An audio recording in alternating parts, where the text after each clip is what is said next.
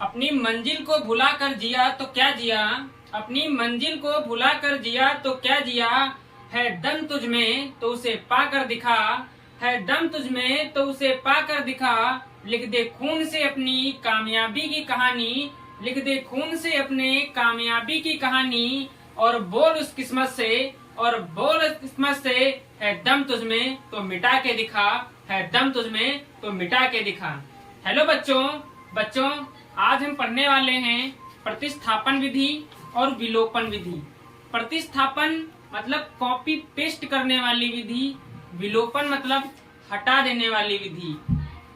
प्रतिस्थापन मतलब copy paste करने वाली विधि और विलोपन मतलब हटा देने वाली विधि। कौन सी? हटा देने वाली विधि। तो हम सबसे पहले पढ़ेंगे प्रतिस्थापन विधि। ये बोर्ड एग्जाम में बहुत महत्वपूर्ण है। प्रतिस्थापन विधि और विलोपन विधि, ये दोनों विधि बोर्ड एग्जाम में क्या है, पूछी जाती हैं। तो हम सबसे पहले पढ़ेंगे यहाँ पर प्रतिस्थापन विधि। हम दो चर वाले रैखिक समीकरण युग्म का प्रतिस्थापन विधि से क्या निकालेंगे, हल निकालेंगे। क्या निकालेंगे? हल निकालेंगे। तो यहाँ पर कितने वेरिएबल, एक x वेरिएबल है, दूसरा y वेरिएबल, मतलब कितने चर हैं? दो चर हैं। यहाँ पर भी x है और y है। दो चर वाले रैखिक समीकरण का हम हल निकालेंगे। किस विधि से निकालना है हमको? प्रति मतलब फोटोकॉपी, प्रति मतलब फोटोकॉपी वाली विधि, कॉपी पेस्ट करने वाली विधि। ठीक है। तो यहाँ पर हमने लिखा है √2x + √3y बराबर क्या लिखा है? 0। इसको हम मान लेते हैं बेसिकली समीकरण नंबर 1। यहाँ पर लिखा है √3x - √y बराबर 0। इसको हम मान लेते हैं समीकरण नंबर 2। हमने बताया क्या है प्रतिस्थापन में? कॉपी पेस्ट मतलब एक का मान निकालना है और दूसरे में क्या कर देना है, रख देना है। यहाँ पर दो वेरिएबल, एक x वेरिएबल है और दूसरा y है। तो हम x का मान निकाल लें चाहे हम y का मान निकाल लें। तो यहाँ पहले समीकरण का यूज करेंगे हम। यहाँ पर आप किसी समीकरण का यूज कर सकते हैं, ये आपकी मर्जी है। तो हम समीकरण 1 से लिखेंगे क्योंकि बोर्ड एग्जाम हमको भी देना है। ब्लू उसका स्केच का यूज कर लेते हैं। तो समीकरण नंबर 1 से, समीकरण 1 है क्या हमारा? समीकरण 1 है √2x + √3y बराबर 0। हम पढ़ रहे हैं प्रतिस्थापन विधि मतलब कॉपी पेस्ट। तो यहाँ से हम इस √2x को क्या कर देंगे, बराबर के उस साइड में भेज देंगे। आपकी मर्जी, आप √3 यहाँ से y का मान निकाल ले या आप x का मान निकाल ले, ये आपकी मर्जी है। तो हम यहाँ पर क्या करते हैं, √3y को रोक लेते हैं क्योंकि हमको एक चर का मान हमको क्या करना है, निकालना है। तो हम इस √3y को लेंगे रोक, बराबर के एक साइड में। ये समीकरण को सॉल्व करने की टिप्स होती हैं कि मतलब यहाँ पर नंबर हमको एक साइड ले जाने होते हैं, वेरिएबल ए साइड ले जाने होते हैं। अब यहाँ पर मान निकालना है। यहाँ पर दो वेरिएबल, एक वेरिएबल को एक साइड ले जाएंगे, दूसरे वेरिएबल को एक साइड रखेंगे। तो यहाँ पर √3y को हमने क्या कर लिया है, थोड़ा बड़ा लिख लेते हैं, एक साइड लिख लिया है। और यहाँ पर जो √2x है इसको बराबर के इस साइड में कर देंगे। तो ये हो जाएगा -√2x। बेसिकली ये बात आपको समझ में आ गई होगी। अब y के क्या है, √3 जो है गुणे में है। तो जब गुणे में है, जब बराबर के इस तरफ आएगा तो ये क्या हो जाएगा, बटे में हो जाएगा। और हमको मान यहाँ से निकल आएगा y का। तो कितना आएगा, -√2/√3x आ जाएगा। ये यहाँ से हमने किसका मान निकाल लिया है, y का मान निकाल लिया है। अब हमने यहाँ पर एक चर का मान क्या कर लिया है, हम एक चर का मान निकाल लिए हैं। जब हम एक चर का मान को निकाल लिए हैं तो इस मान को हमको रखना है किसमें, इस मान को रखना है हमको समीकरण नंबर 2 में। किसमें रखना है, समीकरण नंबर 2 में रखना है। तो इस वाले वैल्यू को हम पुट कर देंगे समीकरण नंबर 2 में। उम्मीद है आपको बात समझ में आ रही है। तो इस वाले किसको पुट करना है, इस वाले y का मान इस वाले समीकरण में पुट करना है। तो बेसिकली हम यहाँ से लिखेंगे हमको लिखना पड़ेगा y का मान समीकरण 2 में रखने पर, इसमें रखेंगे 2 में रखेंगे। ये लिखना पड़ेगा जिससे आपको पूरे के पूरे नंबर मिले। अब ये y का मान किसमें रख देंगे, इसमें रख देंगे। तो जहां पर y है वहां पर इस मान को हमको रखना है। तो समीकरण 2 क्या है, लिखा है √3x, ये हमने लिख लिया। माइनस का चिन्ह लगा है, माइनस का चिन्ह लगा दिया। फिर क्या लिखा, √8 लिखा है। और y का मान हम इसमें पुट करेंगे। तो y के स्थान पर कितना लिखा, माइनस का √2 अपॉन √3 गुणे x। तो हमको लिखना है √2 माइनस का अपॉन √3 और x और बराबर 0। ठीक है, यहां तक आप लोगों को समझ में आ गया है। अब हम बात करते हैं नेक्स्ट की। अब एक चीज ध्यान से देखना, अब क्या कर लेंगे, हम मल्टीप्लाई कर लेंगे। तो ये हमारा √3x माइनस इस रूट का इससे माइनस यहाँ पर है, ये माइनस है। जब माइनस का माइनस से गुणा होता है तो बन जाता है प्लस। ये बेसिक चीजें आप लोगों को पता होनी चाहिए। नहीं पता है तो एक बार रिवाइज कर लेते हैं। जब माइनस का माइनस से गुणा होगा तो बनेगा प्लस, और माइनस का जब गुणा होगा प्लस से तो बनेगा माइनस, और प्लस का गुणा जब प्लस से होगा तो होगा प्लस। ये साइन कन्वर्जन आपको पता होना चाहिए, इन्हीं का यूज करेंगे हम। ठीक है, तो विपरीत चिन्ह जब क्या होते हैं, विपरीत चिन्ह मतलब माइनस का गुणा प्लस से करें या प्लस का गुणा माइनस से करें, बेसिकली आना माइनस को भी। ठीक है, बात समझ में आई आप लोगों को? समझ में आए तो लाइक जरूर कर देना वीडियो को। अब लिखा है रूट का 3x, क्या लिखा है, रूट का 3x लिखा है, और माइनस का माइनस से गुणा किया तो हो जाएगा प्लस। क्या होगा, प्लस होगा। अब 8 का 2 से गुणा होगा 16, तो √16 बटे √3x बराबर 0। यहां तक आप लोगों को बात समझ में आ गई है। ठीक है, अब क्या करते हैं, यहां पर भी x है, यहां पर भी x है। क्या है, यहां पर भी x है और यहां पर भी x है। दिख रहा है?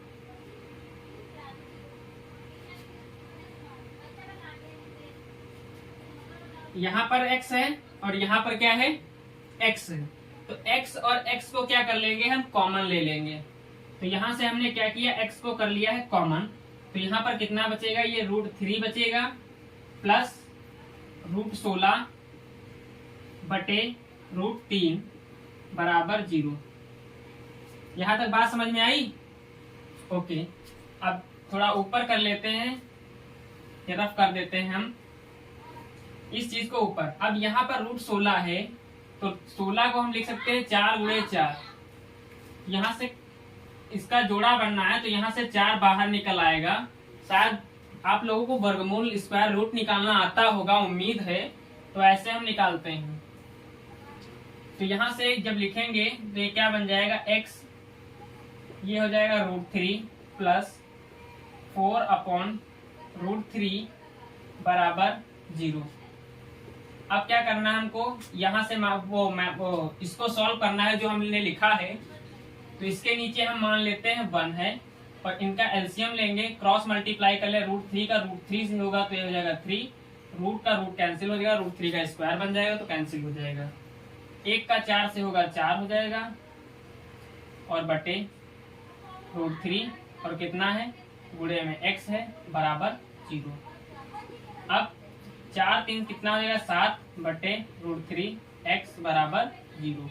अब हमको x का मान निकालना है। जब हम x का मान निकालेंगे तो हमको जिसका मान निकालना होता है उसको लेते हैं रोक, और जो इसके गुणे में होता है वो बटे में पटक देते हैं बराबर के उधर ले जाके। तो 7 बटा रूट क्या था, गुणे में था, इधर जाएंगे तो भाग में हो जाएंगे, तो ये बन जाएगा √3 अपॉन 7। किसी भी संख्या का जब 0 से गुणा होता है तो क्या आता है, 0 आता है। तो यहाँ से जो हमारा x की वैल्यू निकल के आई है वो कितनी आई है, 0 आई है। तो यहाँ से हमने एक वेरिएबल का क्या कर लिया है, मान को निकाल लिया है। अब हमने एक वेरिएबल के मान को लिया है निकाल, क्या कर लिया है, निकाल लिया है। अब हमको निकालना y का मान। तो आप x का मान चाहे आप इस समीकरण में पुट कर दे, समीकरण नंबर 2 में, तब भी y का मान निकल आएगा। चाहे आप समीकरण नंबर 1 में पुट कर दें तब भी y का मान निकल आएगा। तो हम x का मान पुट कर देते हैं इस वाले समीकरण में। इसका मान किसमें पुट करना है, हमको इसमें पुट करना है। तो यहां से हम लिख लेंगे x का मान समीकरण एक में रखने पर, अब समीकरण एक इससे फाइंड होके ये आया था तो यहाँ पर रख देंगे। तो y बराबर कितना था, -√2 अपॉन √3 और x क्या था, गुणे में था तो x का 0 पुट कर देंगे। तो यहाँ से y का मान कितना आ जाएगा, 0 आ जाएगा। तो यहाँ से y का मान कितना आया है, 0 आया है। तो हमने इस प्रतिस्थापन विधि से क्या ज्ञात कर लिया है कि दो चर वाले रैखिक समीकरण युग्म का हमको हल कैसे निकालना है, ये हमने बहुत ही आसान तरीके से, आसान वे में देख लिया है। अब आप इस क्वेश्चन को सीधे कर सकते थे, x का मान कितना होगा, y का मान कितना होगा। एकदम मैं आप लोगों को ट्रिक बताता हूँ। तो हमने जनरल इक्वेशन इसकी जो पढ़ी थी वो पढ़ी थी ax प्लस by और प्लस c बराबर 0, ये हमने पढ़ी थी। तो यहाँ पर एक चीज आप देखिए, जो c है वो क्या है, नहीं है। c एक क्या है, रियल नंबर है, और यहाँ पर कोई रियल नंबर नहीं है, तीसरा टर्म नहीं है। तो जहां पर कोई संख्या ना हो, c क्या हो, 0 हो, ये टिप्स है, ट्रिक्स है, इसको ध्यान रखना है, ऑलवेज सही होगा। तो जहां पर c क्या हो, 0 हो, तो वहां पर x का गुणांक भी 0 होता है और y का गुणांक भी 0 होता है। ये चीज दिमाग में रखना। क्या रखना, ये चीज दिमाग में रखना। हमने आपको बताया कि जहां पर c 0 हो वहां पर क्या होता है, x का गुणांक भी 0 होता है, y का गुणांक भी 0। इस क्वेश्चन को जो यह समीकरण था, यहाँ से हम सीधे मान इसका निकाल सकते थे, क्योंकि यहाँ पर हमको c नहीं पता है, मतलब c की कोई वैल्यू नहीं है। जनरल समीकरण ये था, और यहाँ पर c क्या है, हमारा पहले से ही 0 है। और जब c 0 होता है तो ट्रिक या टिप्स के रूप में, कॉन्सेप्ट के रूप में याद रखना, हमको क्या करना है, कोई वैल्यू ऐसे वैसे नहीं करना, हमको सीधे बता देना x का 0 होगा और y भी क्या होगा, 0 होगा। तो इतनी आसान तरीके से, आसान वे में मैंने आपको पढ़ा दिया है प्रतिस्थापन विधि, दो चर वाले रैखिक समीकरण युग्म को सॉल्व करना बता दिया है। अब हम देखते हैं विलोपन विधि। क्या देखते हैं, विलोपन विधि देखते हैं।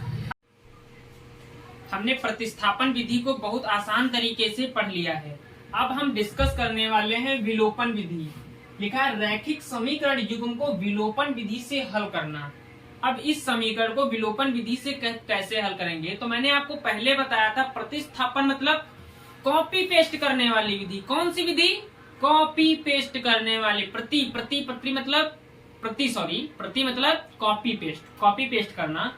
अब हम पढ़ने वाले हैं विलोपन विधि। कौन सी, विलोपन, विलोप करना मतलब हटा देना, हटाने वाली विधि पढ़ने वाले। तो यहाँ पर क्या करना है, हमको दो चर वाले रैखिक समीकरण युग्म का क्या निकालना है, विलोपन विधि से हल निकालना है। दो चर हैं, x पहला, दूसरा कौन सा है, y। इनका मान निकालना हमको किससे निकालना है, विलोपन विधि से निकालना है। और ये भी बहुत इंपॉर्टेंट है। तो हम इसको सीखते हैं, मस्ती से सीखते हैं, ठीक है। तो अब हम क्या करते हैं, जो ऊपर लिखा है 3x - 5y - 4 बराबर 0, इसको हम मान लेते हैं समीकरण नंबर 1। अब नीचे लिखा है 9x बराबर 2y + 7। क्या लिखा है, 9x बराबर 2y + 7। तो इसको हम सही रूप में लिख लेते हैं। तो जब इसको सही करेंगे तो लिखेंगे, इस मतलब वेरिएबल को एक साइड में लाना है, मतलब पूरा जनरल फॉर्म में इसको लिखना है। तो ये बन जाएगा 9x - 2y - 7 बराबर 0। आपको अगर जो ऐसा ना करना हो तो सीधे आप इस समीकरण का यूज करके यहाँ से x का मान निकाल सकते थे, तब भी सॉल्व कर सकते थे। लेकिन हम पढ़ते हैं जनरल रूप में, तो पहले हम जनरल रूप में समझाने के लिए जनरल रूप में हमने लिख लिया है, जिससे आप लोग कंफ्यूज ना हो। तो इसको हम मान लेते हैं समीकरण नंबर 2 है मेरा। क्या है, समीकरण नंबर 2 है। तो अब हम क्या करते हैं, विलोपन मतलब होता है हटाने वाली विधि। कौन सी विधि, हटाने वाली विधि। तो यहाँ पर x और y किसी एक वेरिएबल को हमको हटाना है। और जब एक वेरिएबल को हमको हटाना है, या तो हम x को हटाएं या हम किसको हटाएं, y को हटाएं। तो इसको हटाने के लिए हमको करना क्या है, तो हम क्या करेंगे, किसी एक वेरिएबल के, मतलब वेरिएबल मतलब हिंदी में चर होता है, इतनी इंग्लिश आती होगी आपको। एक वेरिएबल मतलब चर के गुणांक को क्या कर लेंगे, बराबर कर लेंगे। क्या कर लेंगे, बराबर कर लेंगे। तो अब दोनों समीकरण को हम बेसिकली लिख लेते हैं। तो हमने हमारे पास पहला समीकरण कौन सा है, 3x माइनस 5y माइनस का 4 बराबर 0। ये है हमारा समीकरण नंबर 1। हमारा दूसरा समीकरण क्या है, 9x माइनस 2y माइनस 7 बराबर 0। ये है हमारा समीकरण दूसरा। ठीक है, अब या तो हम x के कोफिशिएंट को बराबर कर ले या हम y के कोफिशिएंट को बराबर कर ले। तो हम क्या करते हैं, किसी एक के कोफिशिएंट को बराबर करके उसको क्या कर देंगे, हटा देंगे। और हमने पहले पढ़ा विलोपन का मतलब क्या होता है, हटाने वाली विधि। क्या होता है, हटाने वाली विधि। तो हम क्या करते हैं, x के गुणांक को हमको बराबर करना है। अब x के गुणांक को बराबर करने के लिए करना क्या पड़ेगा, तो यहाँ पर आप देखिए x के गुणे में कितना है, 3 है, और यहाँ पर x के गुणे में कितना है, 9 है। तो जो ऊपर वाले 3 है उसको नीचे वाले समीकरण से गुणा करो, और जो x के गुणे में 9 नीचे है उसको ऊपर वाले समीकरण से गुणा करो। तो यहाँ पर हम क्या करते हैं, यहाँ पर 3 है तो नीचे वाले को किससे गुणा करते हैं, 3 से गुणा करते हैं। 3 नवा हो जाएगा 27, और ऊपर वाले को किससे गुणा करते हैं, 9 से गुणा करते हैं। 9 त्रिक हो जाएगा 27। अब दोनों हो जाएंगे कोफिशिएंट बराबर, तो अब क्या कर लेते हैं, हम मल्टीप्लाई कर लेते हैं। सॉल्यूशन है भैया, हल हल। तो 9 का 3 से गुणा करेंगे हो जाएगा 27x, माइनस 9 का 5 से गुणा करेंगे हो जाएगा 45 का y। 9 त्रिक होता है 27, 9 पचे होता है 45, और 9 चौके होता है 36। 9 चौके कितना होता है, 36 होता है। आप लोगों को यहाँ तक बात समझ में आ गई होगी। और 9 का गुणा 0 से करेंगे हो जाएगा 0। अब 3 का गुणा 9 से करना है तो 9 त्रिक हो जाता है 27, क्या हो जाएगा, x हो जाएगा। 3 का गुणा 2 से करेंगे तो 3 दूनी 6 y हो जाएगा। 3 का गुणा 7 से करेंगे तो 3 सत्ती क्या हो जाएगा, 21 हो जाएगा। बराबर है तो हमने बराबर लगा दिया। 3 का गुणा 0 से करेंगे तो क्या हो जाएगा, 0 हो जाएगा। यहां तक आप लोगों को बात समझ में आ गई, यहाँ तक आप लोगों को बात समझ में आई है। तो उम्मीद करता हूँ आप लोगों को यहाँ तक बात समझ में आ गई है। अगर समझ में आ रहा है तो आप लोग मेरे चाहे वीडियो को लाइक कर देना, चैनल को सब्सक्राइब कर देना और बेल आइकन प्रेस कर लेना, जिससे आने वाले वीडियोस हैं उनके नोटिफिकेशन आप लोगों को मिलते रहें। क्या क्या मिलते रहें, नोटिफिकेशन मिलते रहें। तो अब हम बात करते हैं। अब एक चीज आप देख लीजिए, यहाँ पर x का गुणांक भी बराबर हो गया है। क्या हो गया है, x का गुणांक बराबर हो गया है। अब दोनों समीकरण को हम लेते हैं घटा। जब दोनों समीकरण को हम घटाएंगे तो यहाँ पर माइनस हो जाएगा, ये हो जाएगा माइनस। यहाँ पर घटाने का चिन्ह होगा तो हो जाएगा प्लस। यहाँ पर हो जाएगा माइनस था, फिर माइनस करेंगे, माइनस का गुणा माइनस से होगा प्लस, फिर माइनस करेंगे, फिर हो जाएगा प्लस हो जाएगा। क्या हो जाएगा, प्लस हो जाएगा। बात समझ में आ रही है उम्मीद है। अब 27x प्लस का है, माइनस का विपरीत चिन्ह जाते हैं घट, और ये पूरा हो जाएगा विलुप्त, मतलब हो जाएगा 0। क्या हो जाएगा, 0 अंडा। अब ये है माइनस का 45y। क्या है, माइनस का 45y है, और ये प्लस का 6y है। ठीक है, एक है माइनस का, एक है प्लस का, एक है माइनस का, एक है प्लस का, तो दोनों जाएंगे घट। तो 45 में से 6 जाएंगे, कितने बचेंगे, तो 15 में से 6 गए, बचे 9। कितने बचे, 9 बचे, और इसके पास कितने बचे, 3, तो यहाँ पर बचेगा 3। अब बताइए आप, प्लस का 6y बड़ा है कि माइनस का 45y। तो संख्या में ये बड़ा है, लेकिन बड़ा ये है तो माइनस का चिन्ह भी लगाना पड़ेगा, तो ये हो जाएगा माइनस का 39y। उम्मीद है बात आपको समझ में आ गई है। अब यहाँ पर घटाएंगे, ये माइनस का है, इस वाले माइनस से नहीं मतलब, इस वाले प्लस से मतलब है हमको, क्योंकि माइनस लगाया था तो माइनस बन गया है प्लस। अब घटा लो इसको, 6 में से 1 गया, कितना बचा, 5। क्या बचा है, 5 बचा है।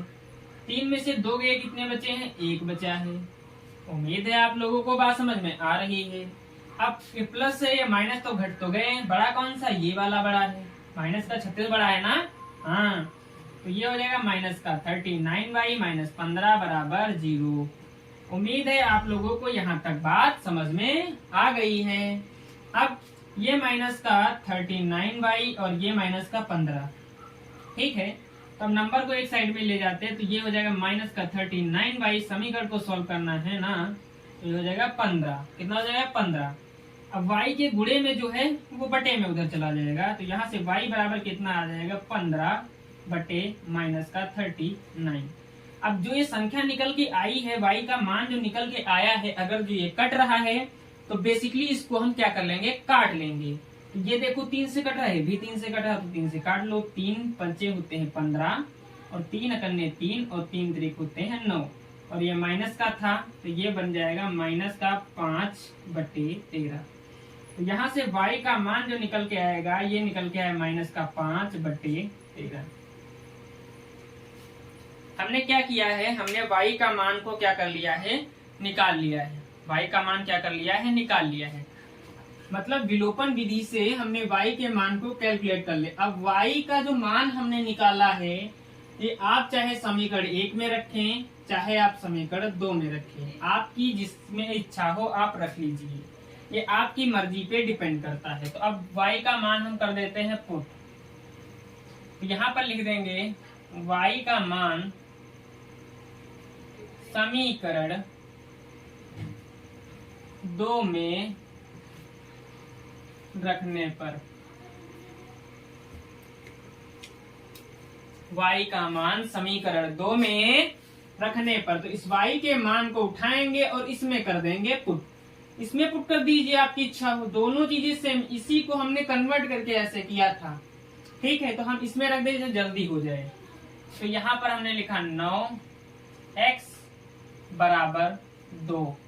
y के मान हमने निकाला है माइनस का 5 बटे 13, तो y के स्थान पर हमको कितना रखना है, गुणा लगाना है, माइनस के 5 बटे 13 लिखना है, ठीक है। और क्या है, प्लस का 7। अब 9x बराबर, इसको सॉल्व करेंगे, 2 पंचे हो जाते हैं 10, तो ये हो जाएगा माइनस का 10 बटे 13 प्लस के 7, ठीक है।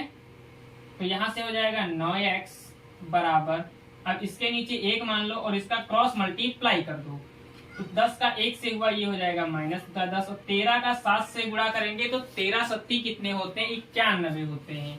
तो ये बन जाएगा प्लस का 91 91, और 13 का 1 से हो जाएगा 13।